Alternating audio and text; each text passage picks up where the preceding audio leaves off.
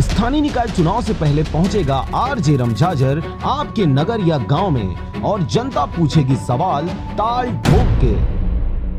नमस्कार, आप देख रहे हैं आरजे रमझाझर और मैं हूं पुखराज सिंह। जिले में खाद्य सामग्री में मिलावट करने वालों की अब खैर नहीं है। खाद्य सामग्री में मिलावट करने वालों के विरुद्ध खाद्य एवं प्रशासन सामग्री अधिनियम के तहत सख्त कार्रवाई की जा रही है। इसी कड़ी में 9 दिसंबर को खाद्य एवं औषधि विभाग के अधिकारियों की टीम ने जिला मुख्यालय के दाऊपारा चौक स्थित गोपाल डेयरी एवं डेली नीड्स की दुकान पर दबिश देकर दुकान में रखे गए खाद्य सामग्री दही की जाँच की गई और दही का नमूना लेकर जाँच हेतु विभिन्न आधुनिक उपकरणों से सुसज्जित खाद्य एवं औषधि परीक्षण प्रयोगशाला कालीबाड़ी रायपुर भेजा गया। कलेक्टर डॉक्टर सर्वेश्वर नरेंद्र भूरे ने कहा है कि खाद्य सामग्री में मिलावट स्वास्थ्य के लिए हानिकारक है। लोगों को मिलावट की सामग्री क्रय करने और उपयोग करने से कई तरह की परेशानियों का सामना करना पड़ता है।